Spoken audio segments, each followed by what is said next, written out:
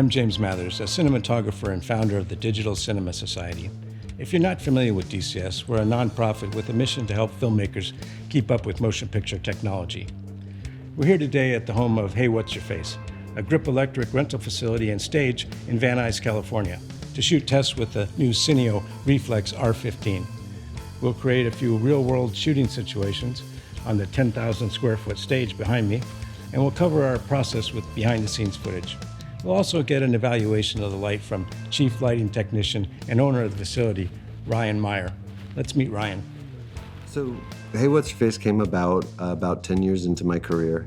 I had done almost every job on set that you can do, everything from art department, PA, grip, gaffer, best boy, dolly grip, crane op, and I had an opportunity to start investing in gear, and I took it. We basically have the philosophy at Hey What's Your Face that if we don't own it and it's in this town, we will find it. If it exists, we can get it, and we're glad to. So if we don't own it, you want a DeLorean, we'll have it for you. You want an R15, we'll have it for you. The Cineo R15 is great. Love it. It is so much fun. We used it the other day. It allowed us to do a hard spotlight on talent. It was cool. It wasn't hot at all. She sat there pretty much all day for 8 hours with a hard spotlight on her and never felt any heat. It does the job of a lot of different units. The fact that you have a 5K amount of power that can dim down to a tweenie without color shift is something you can never get with a tungsten unit. And you can do the same with the HMI. You can basically turn this into the smallest HMI, or you can turn it into a 2.5K that you can plug into a wall.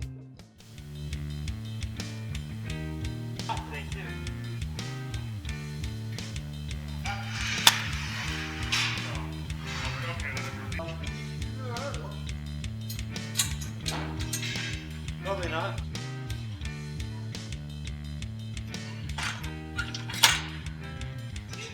Ryan, what do we got going here? Alright, so the idea is that we've got a speed rail extender to get the light up high. We've got it rigged onto track.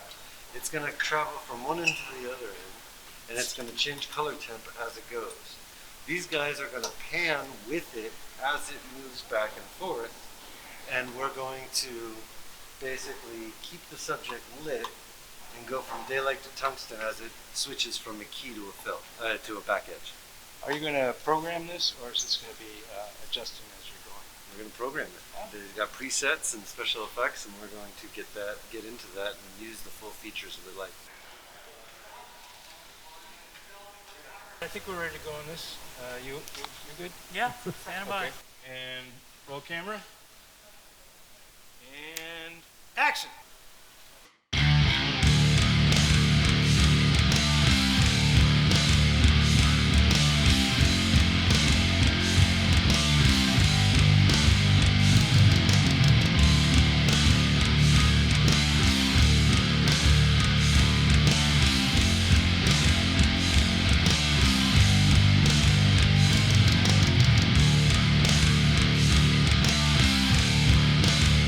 Rock on with the Toothy Tunes musical toothbrush. Play your choice of songs while our premium brush heads help you maintain exceptional oral health. Our soft premium bristles provide a thorough yet gentle clean. Clinically proven to provide superior cleaning with up to 3 times more plaque removal. Approved by the American Dental Association for plaque removal and prevention of gingivitis. So I know this seems like a heck of a lot of light, but we're using this Infinity Optics probe lens with a macro attachment on it. And although it doesn't have an iris setting, it takes a lot of light. Plus, we're going 120 frames, which costs us another 2¼ stops approximately. So that's why I'm going to the trouble to bring in 2. Jay, do you feel any heat from these lights? No, These lights are this close to their face, and it's pretty comfortable, right? It's tripping me out. You would notice, because you would see the sweat falling off my head like Niagara Falls. A normal tungsten unit, even an HMI, when you spot flood, it's the bulb that moves. It moves forward and back, and that's what gives you spot and flood. In this, the bulb stays exactly where it is.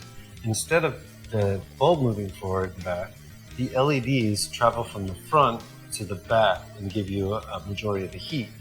As it moves back, the beam gets wider. I'll show you right now. Right now we're at 15 degrees, and we're gonna go all the way to 65. Here's another cool thing about it. You remember back in the day when we would do night shoots and fill in the shadows with kinoflows, and we'd salt and pepper them. To get like 4,500 mix. Right, but it was always like 1:1, tube ratio. Well, this feature here allows us to do that with this bulb. It looks like there's liquid in the middle of that. What's that about? So it is liquid cooled. It's a mixture between water and a cooling agent, and together it keeps it nice and cool. Those bubbles will let you know that it's working. Nice. Well, is it delicate? You have to be careful with the... They say you can hit it with a hammer, but I don't know. I'm not going to try it.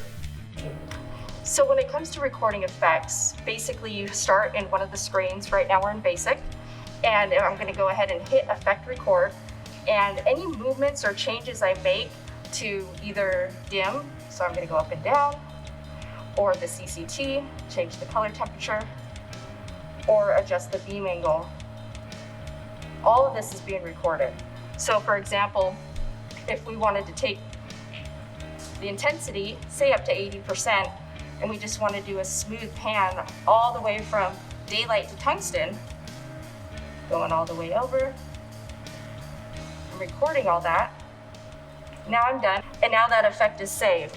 So to recall, I go back to the home screen, and then I click on effects, and now you'll see my new folder there. So these are your user effects. Now you even have more control, so you can hit play. That's going to go through all the motions we just created. I have the loop turned on. I can even speed it up if I want it to go faster, or I can slow it down, which is really, really nice. And even here, I can control the intensity of the effect. So you have a lot of control once you have one that you like, and you can go back to it, you can continue to loop through it, which is really, really nice.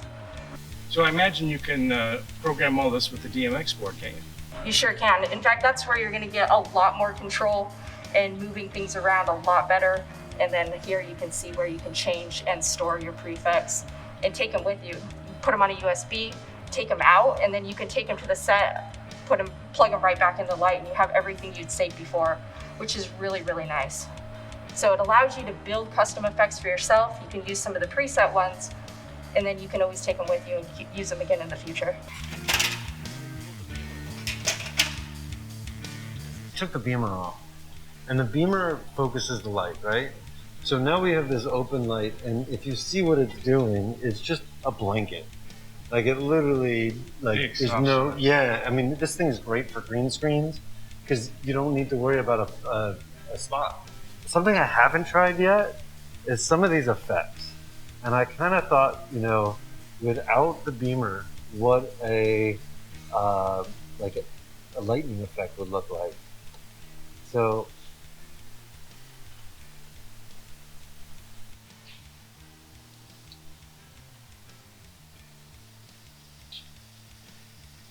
yeah, that's kind of cool. And it gives the whole room a definite feel. You want to see what the explosion does? Yeah. So Ryan, let's explain to everybody what we're doing here. Well, you wanted to blow up my car. And a beautiful car it is. So instead of doing that, we're going to use this really cool feature on this, which is explosions. They're preset inside this. You can program your own, but we're going to use one of the preset ones. And we're going to pretend like he's throwing a match, the light in the car explodes, and the effect is going to come from this engine. And then flame effects. Correct. Flicker afterwards. Sounds great. Yeah, let's see how it works. Cool.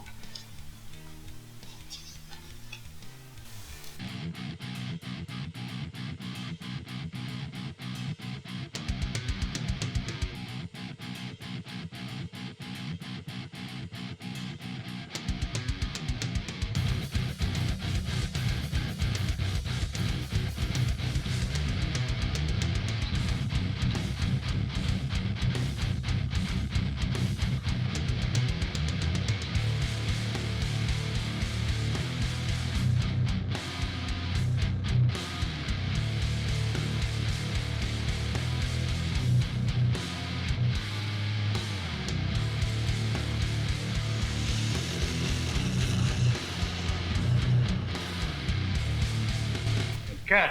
Perfect. That's a wrap.